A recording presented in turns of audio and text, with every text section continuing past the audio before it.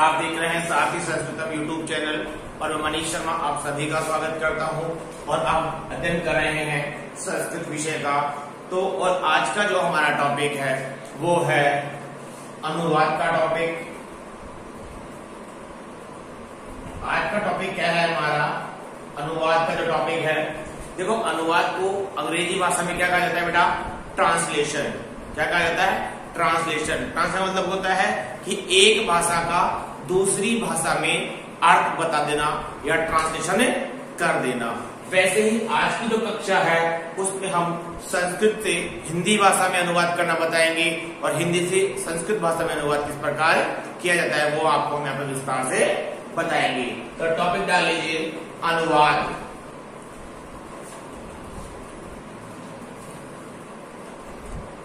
देखिए जो मोस्ट अनुवाद करने के लिए जो सबसे इंपॉर्टेंट चीजें हैं क्या है? वो है एक तो लिंग, कि वाक्य में लिंग कौन सा है उसके हिसाब से, ठीक है। नंबर 2 है वचन, कि वाक्य में कर्ता में कौन सा वचन है, कि जिस प्रकार कर्ता में वचन होता है क्रिया में वही उसी वचन की क्रिया होती है, ठीक है। फिर नंबर 3 है पुरुष, वही चीज की कर्ता जिस पुरुष का है उसी पुरुष की क्रिया हो जाती है अर्थात धातु हो जाती है। उसके बाद में है धातु रूप, बहुत इंपॉर्टेंट टॉपिक है। जब तक आपको धातु रूप नहीं आएंगे आप अनुवाद कार्य नहीं सीख सकते। और अंतिम जो एक टॉपिक है शब्द रूप। कौन सा टॉपिक है? शब्द रूप। शब्द रूप भी बहुत इंपॉर्टेंट है क्योंकि शब्द रूप के बिना आपको पता लग जाएगा कि इस वाक्य में कौन सी विभक्ति है। तो आप इसमें जब तक नहीं कर सकते हो शब्द रूप को तो याद तब तक आपको काम नहीं आएगा, अनुवाद कार्य आपसे नहीं हो पाएगा। और एक अंतिम टॉपिक है कारक प्रकरण। कारक का टॉपिक है। तो ये स्टेप है, ये सीढ़ी है। सबसे पहले लिंग सीखना है, फिर वचन सीखना है, फिर पुरुष सीखना है, फिर धातु रूप सीखना है, फिर शब्द रूप सीखना है, फिर कारक सीखना है। देखिए ये चीज अगर आपको ढंग से अच्छी तरह से आ जाती है तो कक्षा 8, 9, 10 में इसमें से काफी प्रश्न बन जाते हैं। जैसे धातु रूपों से प्रश्न बन जाता है कई बार कि इसमें कौन सी धातु है। शब्द रूपों से प्रश्न बन जाता है, बहुत इंपॉर्टेंट है। और कारकों का प्रश्न तो बनता ही है, वो भी बहुत इंपॉर्टेंट है। वैसे ही कारकों के बाद में जैसे कक्षा 10 में कहीं पर वाच्य परिवर्तन का प्रश्न आ जाता है, 3 या 4 नंबर का प्रश्न बनता है। ये भी हमें इसी के माध्यम से सीखने को मिलेगा। वैसे ही अशुद्धि संशोधन का प्रश्न बन जाता है, वो भी इसी के माध्यम से समझ में आएगा क्योंकि इसका एक फ्लो है, उसी फ्लो के अनुसार हमको इसको पढ़ेंगे। तो हम धीरे धीरे एक एक स्टेप बाय स्टेप इनको पढ़ेंगे फिर आपको आगे करवाएंगे।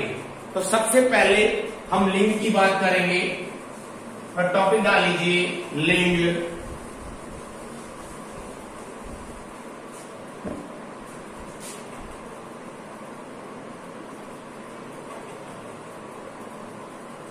लिंग की बात करेंगे तो देखिए लिंग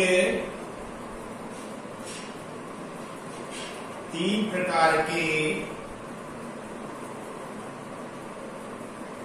होते। लिंग कितने प्रकार के होते हैं? 3 प्रकार के लिंग होते हैं। नंबर 1 लिंग पुल्लिंग, नंबर 2 स्त्रीलिंग और नंबर 3 होता है नपुंसक लिंग। देखो अनुवाद के लिए लिंग जो है बहुत महत्वपूर्ण है। जब तक आपको लिंग का पता नहीं होगा कि वाक्य में कौन सा लिंग है तब तक आप क्रिया का और कर्ता का निर्धारण नहीं कर पाएंगे, ठीक है। तो एक ही की विशेष रूप से जानकारी देता हूं।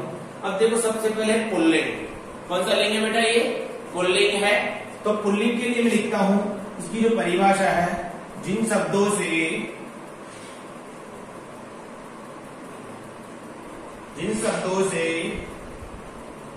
पुरुष जाति का बोध होता है, किसका बोध होता है? पुरुष जाति का बोध होता है।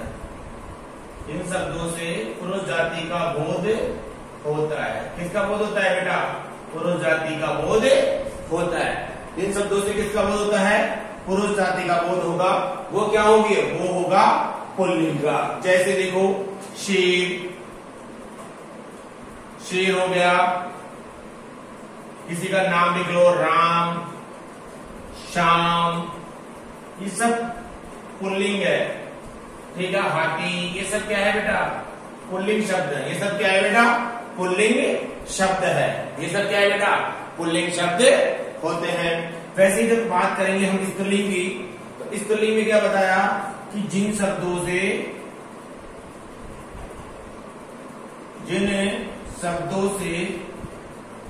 स्त्री जाति का बोध होता है, जिन शब्दों से स्त्री जाति का बोध होता है, जिन शब्दों से किसका बोध होता है बेटा?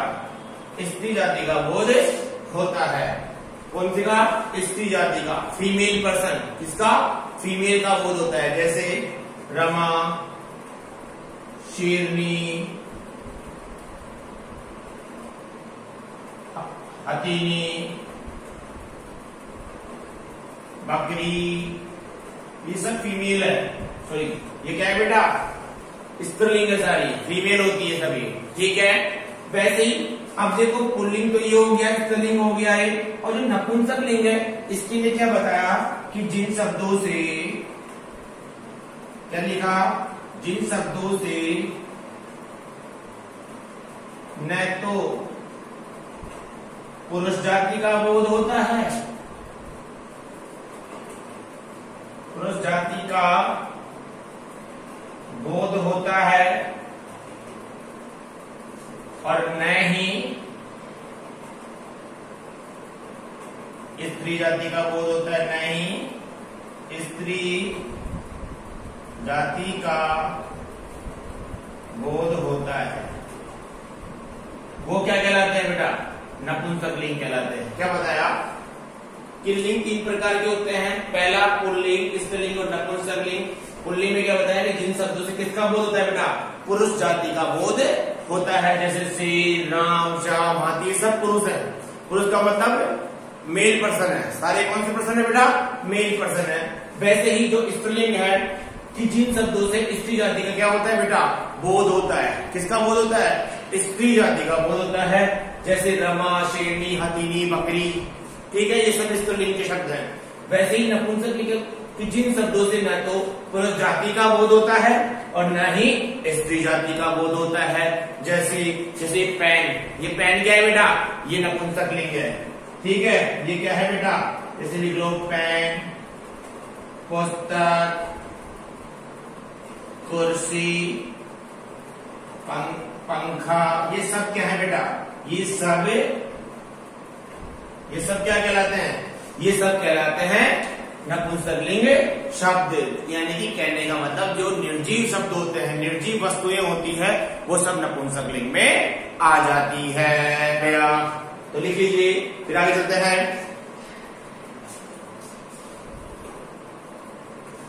अब देखिए दूसरे स्टेप में तो नंबर 2 टॉपिक है अनुवाद वाले में, वो है वचन। क्या है बेटा? वचन। वचन के लिए एक शब्द आता है संख्या। वचन को क्या बोला जाता है बेटा? संख्या बोला जाता है। देखो, वचन में जो आपकी भाषा है, जैसे हिंदी भाषा है, अंग्रेजी भाषा है, संस्कृत भाषा है, इनमें मतभेद माने गए हैं। और पुराने जो ऋषि मुनि हैं वो संस्कृत भाषा में 3 वचन मानते हैं, जबकि हिंदी भाषा और अंग्रेजी भाषा जो है वो 2-2 वचन मानती है। जैसे देखिए, जो हिंदी भाषा है वो 2 वचन मानती है। कितने वचन मानती है?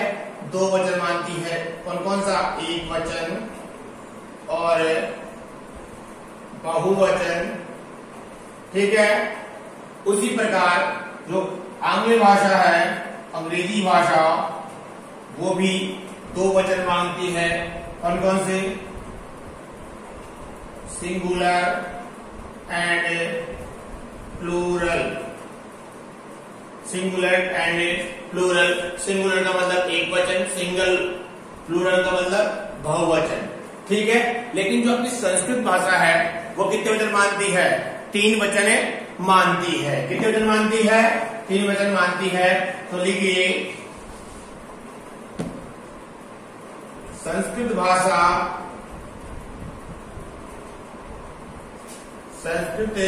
भाषा में 3 वचन होते हैं। संस्कृत भाषा में कितने वचन है बेटा? 3 वचन होते हैं। नंबर 1 है तो 1 वचन ही होगा।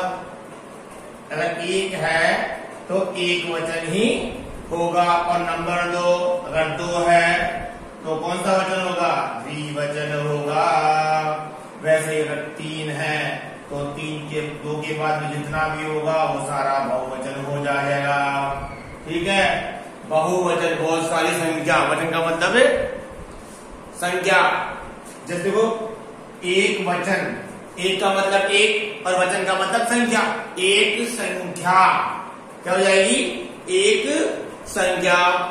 वैसे ही द्विवचन, द्वि का मतलब 2, वचन मतलब 2 संख्या। और बहु का मतलब बहुत, वचन का मतलब संख्या, बहुत सारी संख्या। आए समझ में? देखिए, लिखिए परिभाषा।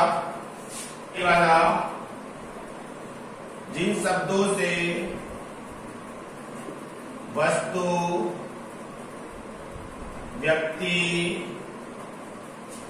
या स्थान की एक संख्या होने का बोध हो, वो क्या कहलाती है बेटा? एक वचन कहलाती है। जैसे एक शाम, एक राम, एक बालक, ये सब क्या है बेटा? एक वचन होने का बोध होता है। ठीक है, यहां बिना सिंगल भी बोल सकते हैं, बिना संख्या लगाए, बालक, राम, श्याम, हम सीधा भी बोल सकते हैं, कोई दिक्कत नहीं है, कोई जरूरी संख्या लगाए। ठीक है, वैसे ही अब कई बालक सोच रहे होंगे इस सर ने तो हिंदी में लिखा दिया, धीरे धीरे आगे चलेंगे तो इसकी संस्कृति बनाते हुए चलेंगे कि एक वचन को जब हम पूरा टेबल बनाएंगे लिंग, वचन और पुरुष की मिला करके, तब बताएंगे कि किस प्रकार एक एक शब्द को हम संस्कृत में बनाते हुए चलेंगे। द्विवचन का देखिए, जिन शब्दों से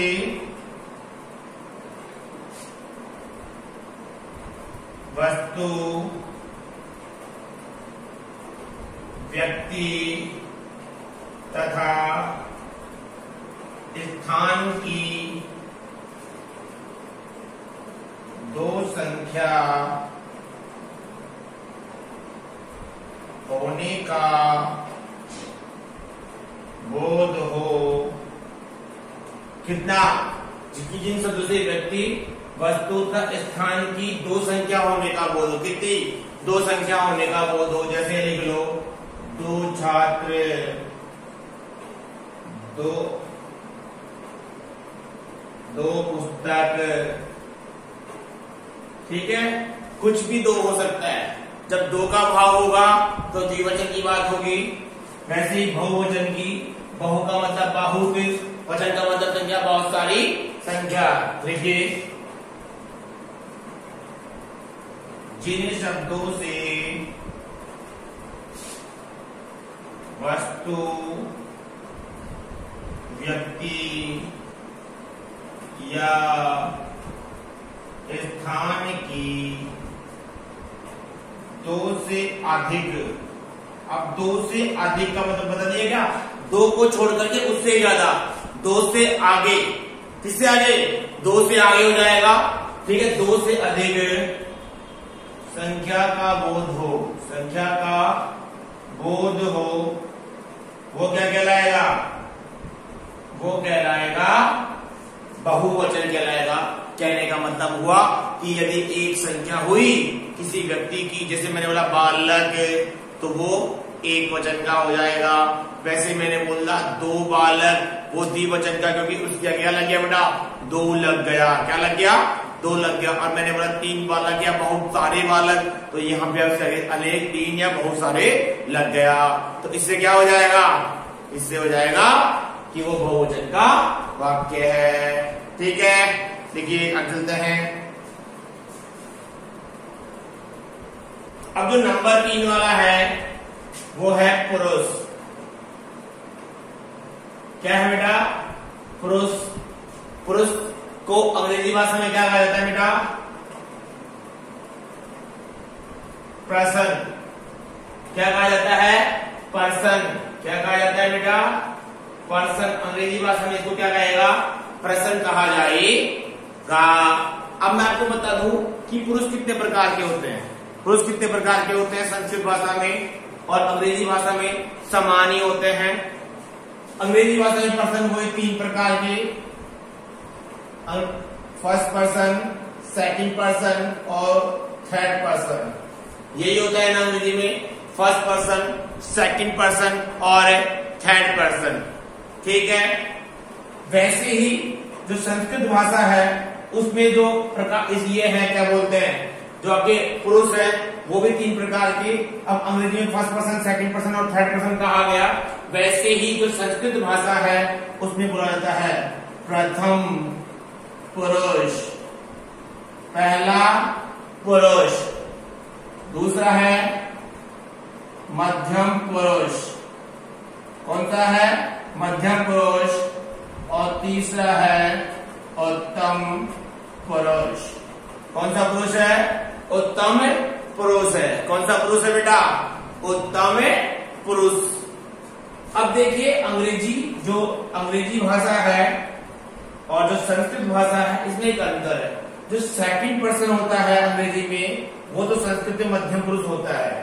आपने पढ़ा भी होगा यू, योर।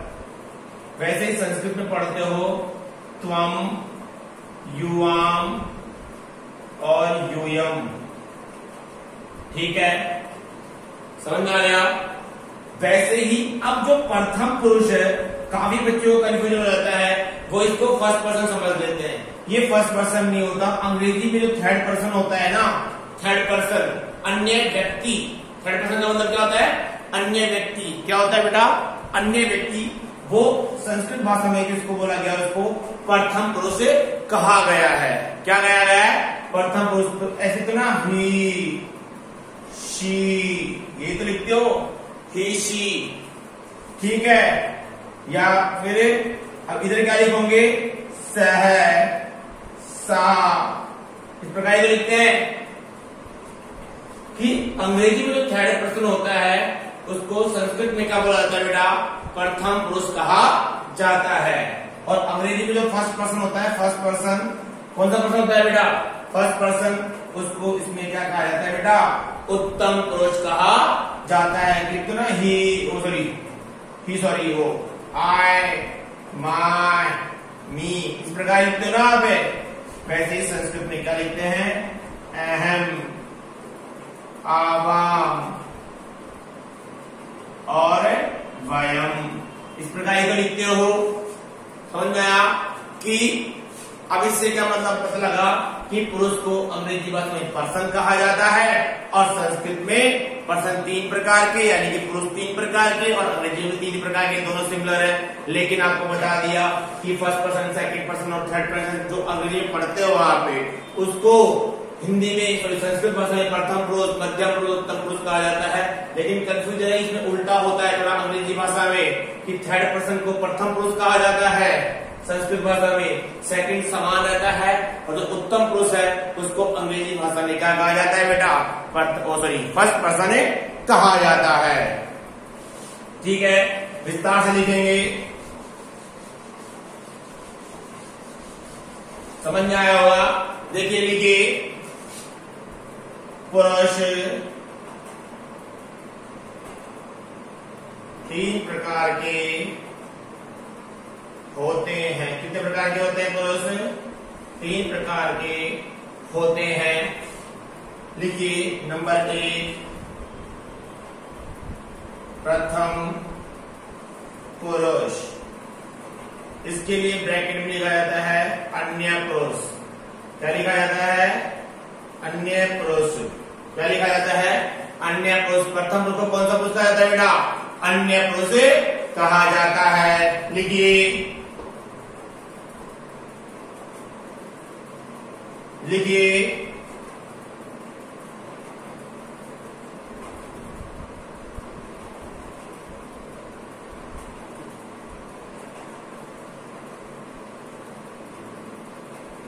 जिसके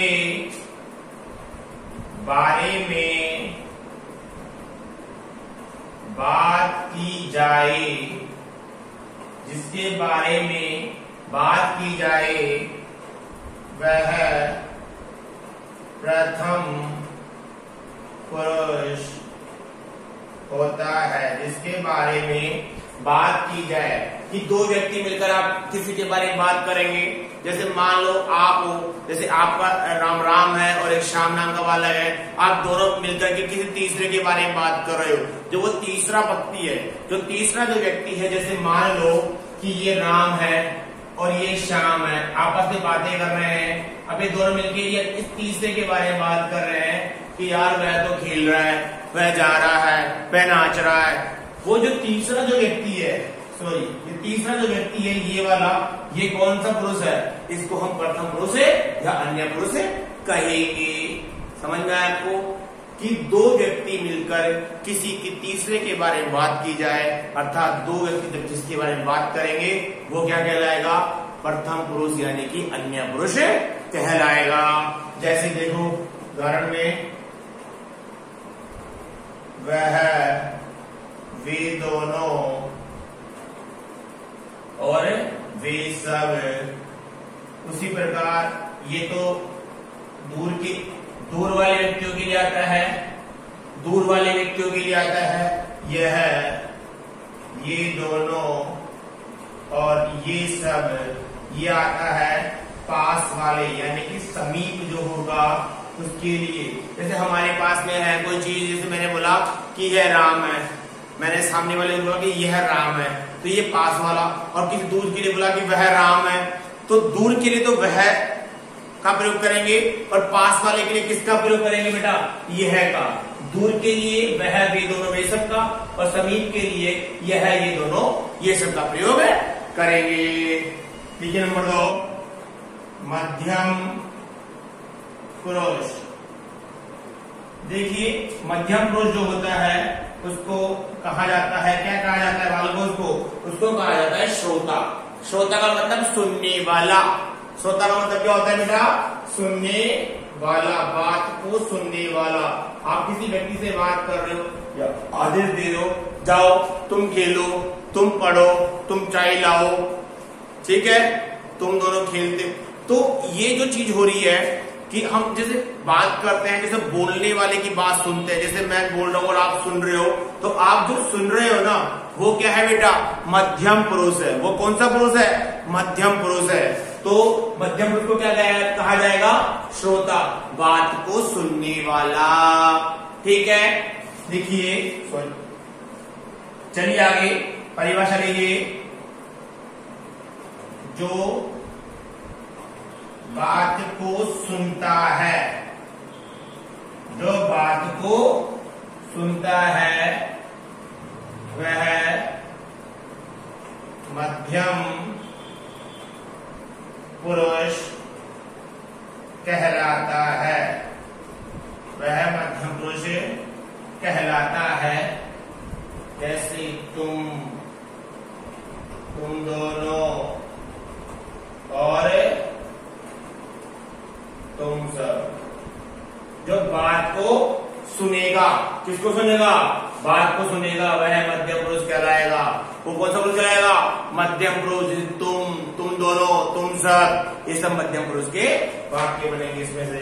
और नंबर 3 जो है उत्तम पुरुष, सबसे लास्ट वाला। देखिए उत्तम पुरुष तो स्वयं ही होगा ना। उत्तम पुरुष, हर आदमी खुद को ही उत्तम बोलेगा, तो ये कौन हो गया? उत्तम पुरुष क्या कहलाता है बेटा? वक्ता। क्या कहलाता है? वक्ता। कि बात को जो बोलने वाला होता है वो उत्तम पुरुष होता है। जैसे मैं बोल रहा हूं आपको कि मैं खेलता हूं, खुद के लिए जब हम कुछ बात बोलेंगे, खुद के लिए, स्वयं के लिए, है ना, या अपने साथ है किसी के लिए, बहुवचन में हम सब खेलते हैं, हम सब नाचते हैं, हम सब दौड़ते हैं, तो ये क्या होता है, तो वो होगा उत्तम पुरुष। कौन सा पुरुष होगा?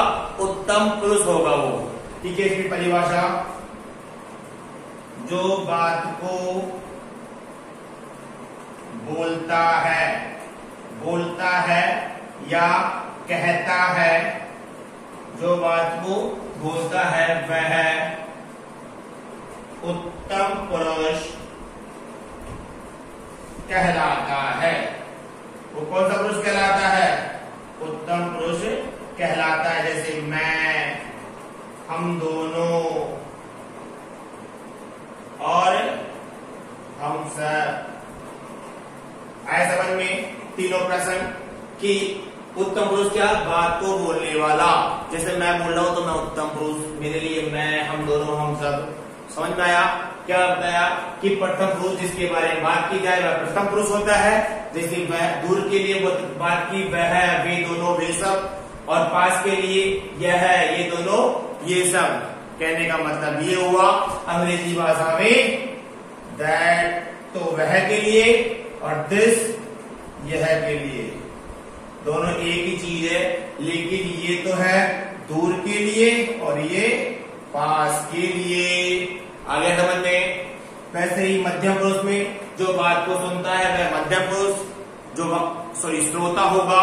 ठीक है, वैसे ही उत्तम पुरुष है वक्ता, जो बात को बोलता है, जो बात को बोलता है। मैं, हम दोनों, हम सब। लिख लीजिए। अब देखिए, अनुवाद का जो टॉपिक है, इसके जो शुरू के 3 स्टेप है, लिंग, वचन और पुरुष, इन तीनों को हमने विशेष तौर से देख लिया है, पूरा डेफिनेशन वाइज देखा है और बताया भी है कि संस्कृत में 3 लिंग, पुल्लिंग, स्त्रीलिंग और नपुंसकलिंग होते हैं। उसी प्रकार वचन में 3, अंग्रेजी में तो भी 2 ही होते हैं, सिंगुलर एंड प्लूरल, और हिंदी में भी 2, एक वचन और बहुवचन। लेकिन संस्कृत में एक वचन और बहुवचन के बीच में एक और वचन जोड़ दिया गया, द्विवचन 2 के लिए। वैसे ही पुरुष भी 3, प्रथम पुरुष, मध्यम पुरुष और उत्तम पुरुष। अब इन तीनों का एक साथ मिलाकर के हम एक टेबल का निर्माण करते हैं, एक सारणी का निर्माण करेंगे। उससे आपको समझ में आ जाएगा कि किस शब्द के लिए संस्कृत में क्या लिखा गया है। और अनुवाद के प्रकरण में आगे हम जब कारकों तक पहुंचेंगे तब इस टेबल का विशेष रूप से हमें प्रयोग होगा। तो आइए हम वो टेबल का प्रयोग करते हैं, बनाते हैं। ठीक है, उस टेबल में हम तीनों टॉपिक्स एक साथ देखेंगे। तो बना लीजिए टेबल। लिख लीजिए ऊपर कर्ता की टेबल बनेगी, कर्ता। किसकी टेबल होगी? ये कर्ता की टेबल होगी। तो बनाइए।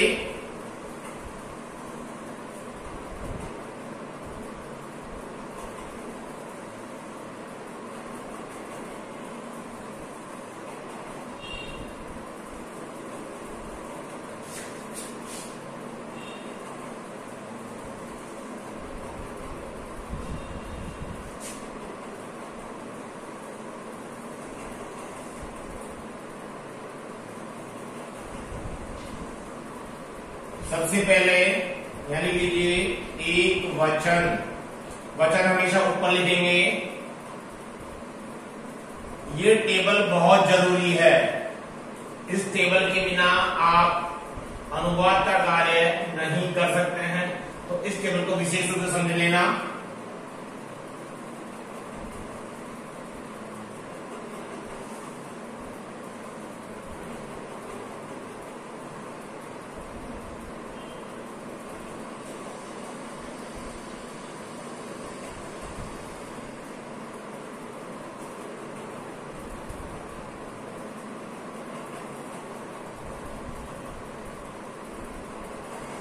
ठीक है, सही समझना। वचन उधर है, पुरुष नीचे हैं। सबसे पहले प्रथम पुरुष, कौन सा पुरुष? प्रथम पुरुष है सबसे पहले। नंबर 2 है मध्यम पुरुष, कौन सा पुरुष? टेबल में भी नंबर 2 मध्यम पुरुष। और अंतिम और नंबर 3 है उत्तम पुरुष। कौन से पुरुष है? उत्तम। काफी बच्चों ने लिंग तो लिखा ही नहीं टेबल के अंदर, तो मैं आपको बता दूं जो लिंग है ना, लिंग वो प्रथम पुरुष में ही, जो प्रथम पुरुष है वो तीनों लिंगों में अलग अलग रूपों में चलेगा कि पुल्लिंग के लिए ये शब्द, स्त्रीलिंग के लिए ये शब्द और नपुंसक लिंग के लिए ये शब्द। तो ऐसे बना लीजिए।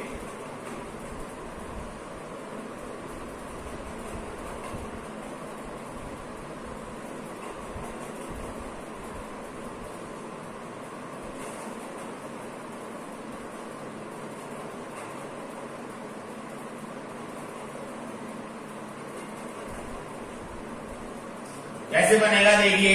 तो सबसे पहले जो ऊपर वाला ब्रैकेट है उसमें लिख लीजिए पुल्लिंग, नंबर 2 है स्त्रीलिंग और नंबर 3 है नपुंसक लिंग। कौन सा लिंग है? नपुंसक लिंग। पुल्लिंग में एक वचन प्रथम पुरुष के लिए शब्द होता है यूज सह। क्या यूज होता है? सह। द्विवचन में तौ, बहुवचन में ते। क्या यूज हुआ? प्रथम पुरुष पुल्लिंग में सह एक वचन के लिए, द्विवचन के लिए तौ और बहुवचन के लिए ते। वैसे ही स्त्रीलिंग में बनेगा सा ते ताहा। क्या बनेगा? सा ते ताहा। स्त्रीलिंग में बनेगा सा ते ताहा। वही नपुंसक लिंग में बनेगा तत ते तानी। क्या बनेगा? तत ते तानी। क्या बनेगा? तत ते तानी। देखिए इन तीनों का मतलब होता है वह। क्या मतलब होता है इन तीनों का मतलब? वह। क्या होगा? वह। कि यदि हिंदी में मतलब होगा इसका वह। पुल्लिंग के लिए लिखा मैंने कि वह, तो क्या शब्द हो जाएगा? शह। स्त्रीलिंग के लिए सा और इसके लिए तत। अब ये द्विवचन का है तो इसके लिए बनेगा शब्द वे दोनों। क्या बनेगा? वे दोनों। क्या बनेगा? वे दोनों। अब सेंटेंस के हिसाब से हम ये कर सकते हैं उस। क्या कर सकते हैं? उस बीच में बनेगा उस या उसके या फिर उसने। ये जो वह जो शब्द है, जो उस, उसके, उसने, ये तीनों जो शब्द है ना, ये सेंटेंस की अनुसार जुड़ जाते हैं। सेंटेंस के अनुसार जुड़ जाते हैं। ठीक है। अब जैसे मालूम है लिखा वह कहता है, वह कहा, तो ये सेंटेंस सही नहीं लग रहा ना। वह कहा तो इसमें बोल दूंगा मैंने उसने कहा। उसने कहा। यदि ऐसा होता है तब ये आपका सेंटेंस जो बोलने का वो वे है वो सही होता है। ठीक है। तो इसका मतलब भी सही यही होता है। ठीक है। पुल्लिंग में सह। अब जैसे ये चीज मैं आपको बताऊं, जैसे मैं लिखूंगा पुल्लिंग में वह बालक है।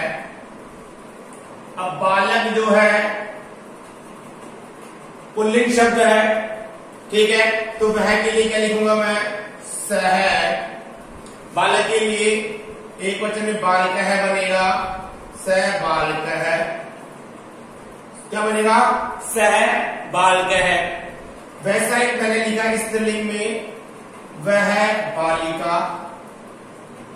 अब स्त्रीलिंग का वाक्य है ना टेबल के अनुसार, तो स्त्रीलिंग के लिए क्या लिखा? सा और बालिका एज इट इज आ जाता है। ये आपको जब आगे चलेंगे शब्द रूप में तो इसके बारे में विशेष जानकारी मिलेगी, पूरी संपूर्ण जानकारी दी जाएगी आपको।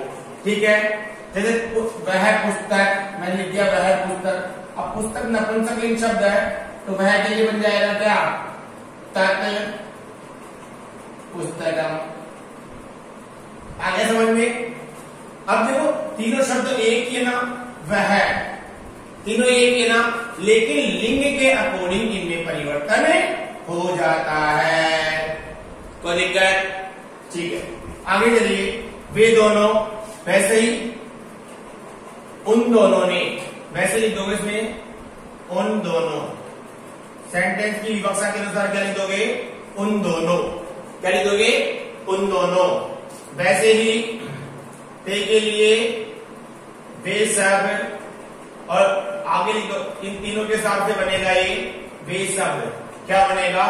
स्त्रीलिंग में, सॉरी पुल्लिंग में तो वे सब के लिए ते प्रयोग होगा, स्त्रीलिंग में ताहा, और नपुंसकलिंग में तानी। क्या प्रयोग होगा? तानी प्रयोग होगा। आगे देखिए, जैसे मैंने लिख दिया बहुवचन वाला कि वे सब बालक, ये लिखा वे सब बालक। अब वे सब के लिए क्या जाएगा? ते, पुल्लिंग का है बालक, पुल्लिंग का बालक है ना, तो ते। अब बहुवचन भी बनेगा बालकाः। क्या बनेगा? बालकाः बनता है, ठीक है ना। वैसे ही मैंने लिख दिया वे सब बालिका, मैंने क्या लिखा? वे सब बालिका, ठीक है, ये लिखा। अब वे सब के लिए क्या शब्द आया? ताहा बालिकाः। क्या बनेगा? ताहा बालिकाः। कोई दिक्कत? या फिर मैंने लिखा वे सब फूल, वे सब फूल। अब फूल के लिए क्या लिखोगे? तानी। अब फूल के लिए पुष्प शब्द आता है तो क्या बनेगा? पुष्पाणि। आया समझ में? इसी प्रकार बनता है। वैसे द्विवचन वाले देखिए में कैसे बनेंगे? तो वाली बात हो गई। जैसे लिख दिया कि वे, सॉरी हाँ, लिखा वे दोनों बालक, तो कैसे लिखोगे? वे दोनों के लिए क्या लिखोगे? तौ। बालक के लिए बालकौ, तौ बालकौ। वे दोनों बालक, तौ का मतलब वे दोनों, और बालक द्विवचन है तो कोई दिक्कत नहीं है।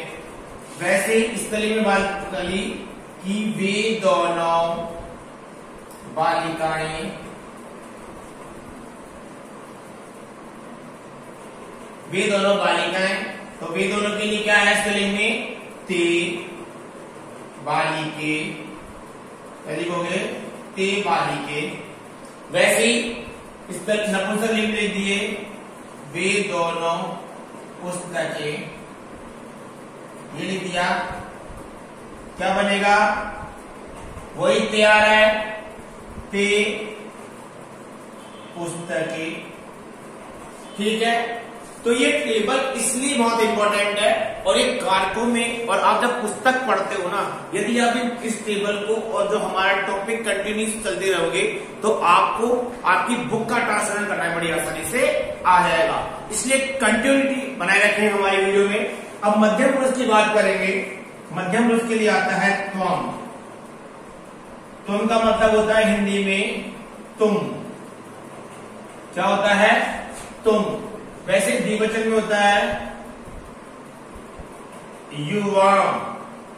इसको बोलेंगे तुम दोनों। क्या बोलोगे? तुम दोनों। वैसे ही होता है यूयम। क्या जाएगा? तुम सब। क्या जाएगा? तुम सब। वैसे ही अहम। अहम के लिए आ जाएगा मैं। आवाम।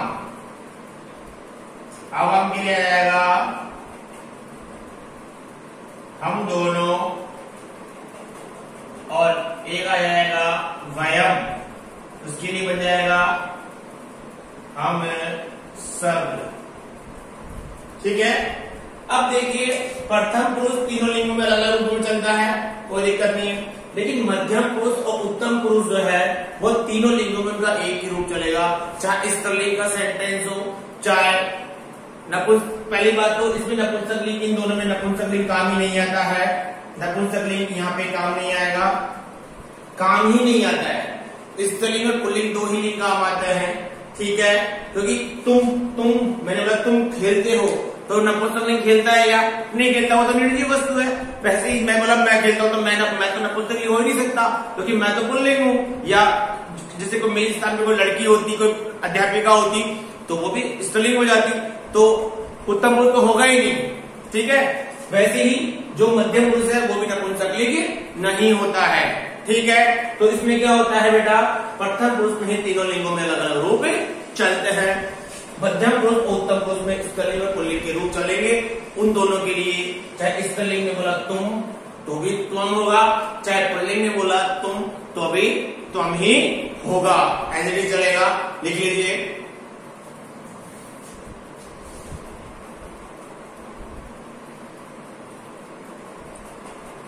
ठीक है सर। आपकी ये कक्षा आज यही समाप्त होती है। आगे आने वाले वीडियो में जो अगला जो टॉपिक है हमारा धातु रूप का,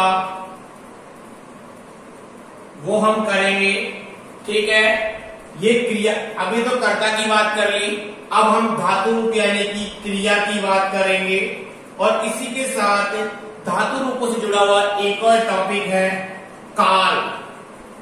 काल यानी कि समय, क्या है बेटा, समय। इसके बारे में हम विशेष रूप से चर्चा करेंगे। जिसको काल को अंग्रेजी में क्या कहा जाता है बेटा, टेंस। क्या कहा जाता है, टेंस। और क्रिया को वर्ब, ठीक है। इसके बारे में हम विशेष रूप से अध्ययन करेंगे। मिलते हैं आगामी वीडियो में।